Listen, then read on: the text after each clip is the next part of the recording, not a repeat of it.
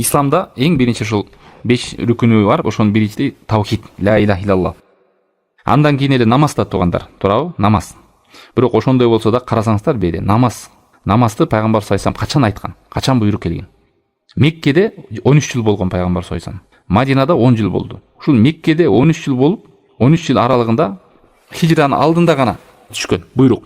Бул намаз парз экен. Ага чейинки жылдарда эмне түштү десе, ага чейинки жылдарда бүт ушул тазалануу. Ширктен тазалануу жалгыз Аллахтын өзүнө гана сыйынуу деп. 13 жыл Меккеде болуп, 13 жылда Кудай Тааламдан намаздын парз экенине буйрук түшкөн жок дейт. Качан ушул Ми'ражга барып, хижранын алдында. Мына ошондон кийин намаздын парзын алып, Кудай Тааламдан буйрукту алып келип, ошондо гана намаздын буйругу келген. Эмнеге туугандар? Себеби 13 жыл бою жанагылар менен күрөштү, мушриктер менен. Тазалады, чакырды. Себеби башында эле намаздан баштаса, бирок ишенимдеринде жанагындай ширк нерселер болсо, бузук ойлору болгон болсо, намаз кабыл болбойт. Түшүнүктөрүндө ширк болуп аткан болсо. Бияка да сыйына берсе болот, анан намазын да окуп кое берсе, шапаат деп жанагындай ыйык жерлерге бара берген болсо, Исра вал Ми'раж күнү намаздын парздыгы түшкөн.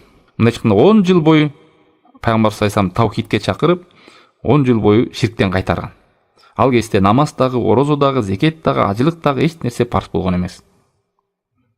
Карасаңыздар, намаз кандай зарыл болсо дагы, бирок бул учурда парз болгон эмес. Бул нерседен биз билебиз туугандар, эгерде бизде кылып аткан ишибизде ширк болгон болсо, Аллах сактасын, бул ширкте биз кайдыгер болуп билбей түшүнбөй эле намаз окуп жүргөн болсок, намаздарыбыз кабыл болбойт туугандар. Кылып аткан сооп амалдарыбыз жазылбайт. Себеби ширк деген бул амалдарды күйгүзүп салат. Чоң ширкти кыла турган болсо динден чыгып кетет. Аллах сактасын.